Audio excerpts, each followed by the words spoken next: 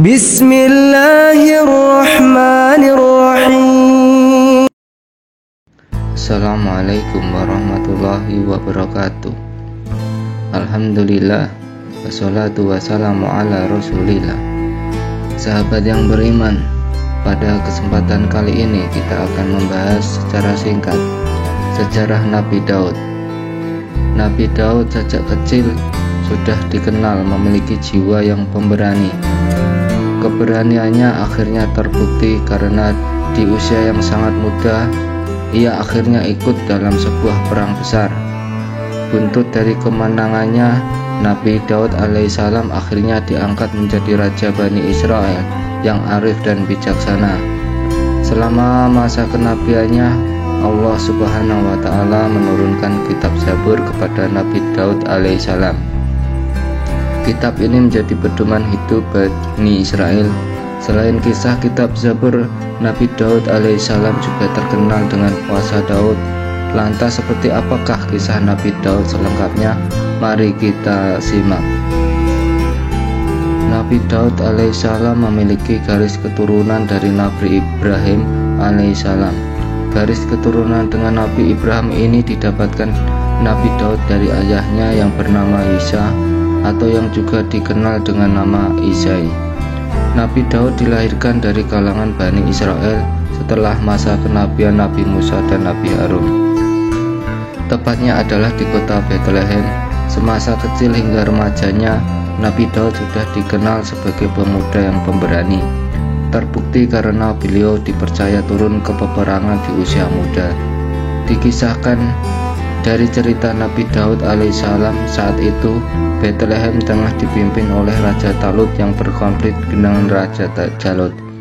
Untuk menghadapi Raja Jalut, seluruh pemuda yang usianya sudah cukup harus ikut berperang. Sayangnya Nabi Daud saat itu masih belum cukup umur. Namun atas kebesaran Allah Subhanahu wa Ta'ala, secara tidak terduga seorang pencari tentara Raja Talut pun tertarik pada sosok Nabi Daud. Sejak saat itu Nabi Daud alaihissalam pun disetujui untuk turun ke medan perang dalam mengalahkan Raja Jalut.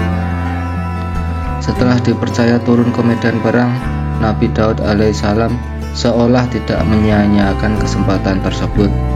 Hanya bermodalkan senjata berupa ketapel, Nabi Daud alaihissalam mudah dengan percaya diri melawan para tentara Raja Jalut yang membawa peralatan perang yang sangat lengkap. Dengan persediaan peralatan perang yang sangat tidak seimbang ini, Raja Talut nyaris terbunuh di medan perang. Namun beruntung saat itu Nabi Daud alaihissalam dengan sigap dan gagah berani menolong sang raja. Nabi Daud alaihissalam yang bertubuh kecil pun dengan berani melawan Jalut yang ditakuti. Dari kisah Nabi Daud diketahui bahwa ketapel yang dibawa beliau ini atas izin Allah langsung mengenai kepala Raja Jalut. Akibat hal tersebut, Raja Jalut pun langsung tewas seketika. Setelah berhasil mengalahkan Raja Jalut, Nabi Daud alaihissalam akhirnya diangkat menjadi Panglima Tempur Bani Israel. Selama menjalankan tugasnya sebagai Panglima Tempur, Nabi Daud pun menjalankan dengan sepenuh hati. Beberapa saat kemudian ia akhirnya dinikahkan dengan putri Raja Talut. Posisinya setelah menikah pun makin kuat. Pada saat Raja Talut gugur di medan perang, Nabi Daud alaihissalam akhirnya dicalonkan untuk menggantikan posisi Talut sebagai raja. Namun tertulis dalam kisah Nabi Daud bahwa upaya tersebut awalnya digagalkan oleh anak kandung Raja Talut. Perebutan takhta ini akhirnya berakhir dengan hadiah raja kepada Nabi Daud. Hal ini disebabkan karena anak Raja Talut dinilai tidak bisa berlaku adil. Sementara itu selama kepemimpinan Nabi Daud sebagai raja, beliau berhasil memimpin kerajaan dengan jujur dan adil. Di usianya yang ke-40 tahun, Nabi Daud alaihissalam mendapatkan risalah kenabian. Saat itu Allah Subhanahu wa Ta'ala secara khusus menurunkan kitab Zabur kepada Nabi Daud. Kitab ini merupakan kitab yang diharapkan mampu menjadi pedoman hidup bagi kaum Bani Israel yang akhlaknya tengah porak-poranda. Ditulis dengan bahasa Kipti, kitab Zabur berisi tentang pengakuan dosa, pengampunan, kisah kemenangan hingga kemuliaan Allah. Dalam kisah ini juga sampai disinggung tentang kelahiran Nabi Muhammad SAW sebagai penutup daftar kenabian. Selama menjalankan tugasnya sebagai Nabi Allah, Nabi Daud juga dikenal rajin menjalankan puasa. Hingga kini puasa ala Nabi Daud alaihissalam dikenal dengan istilah puasa Daud. Puasa Daud ini dilakukan selama 1 hari penuh dan baru berbuka di keesokan harinya. Sejarah Nabi Daud berpuasa bermula dari rasa bersalah. Saat itu beliau mencintai wanita bersuami. Beliau kemudian memerintahkan suami wanita tersebut berperang. Tidak disangka suami wanita tewas di medan perang. Namun Nabi Daud kemudian menikahi wanita tersebut sehingga merasa bersalah.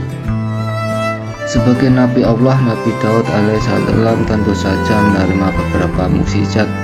Adapun mukjizat ini bahkan sudah diturunkan saat Nabi masih berusia muda.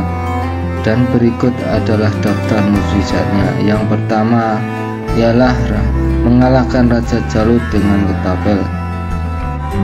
Sudah diceritakan pada kisah Daud sebelumnya bahwa beliau pernah mengalahkan Raja Jalut hanya dengan ketapel.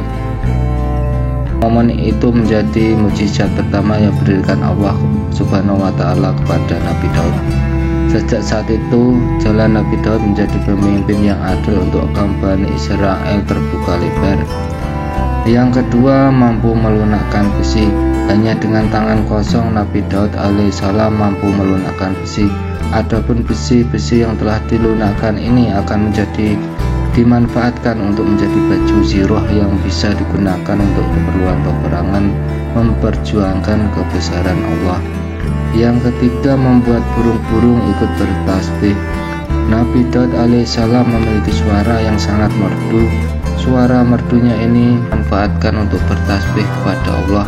Karena suaranya sangat merdu ini, langit dan seluruh bumi seperti gunung dan burung pun turut bertasbih kepada Allah Subhanahu wa Ta'ala. Yang keempat, mukjizat Nabi Daud ialah dianugerahi kitab Zabur. Dari kisah teladan Nabi Daud alaihissalam sudah jelas disebutkan bahwa beliau adalah pemimpin yang arif dan bijaksana. Oleh sebab itu Allah Subhanahu wa Ta'ala pun mempercayakan kitab Zabur kepada Nabi Daud alaihissalam. Kitab Zabur ini berisikan tentang ajaran detail mengenai ibadah, puasa hingga puji-pujian untuk Allah. Yang kelima, mukjizat Nabi Daud ialah mampu memusnahkan wabah penyakit. Pada masa kepemimpinan Nabi Daud sebagai raja, wabah kolera menyerang wilayah kerajaannya.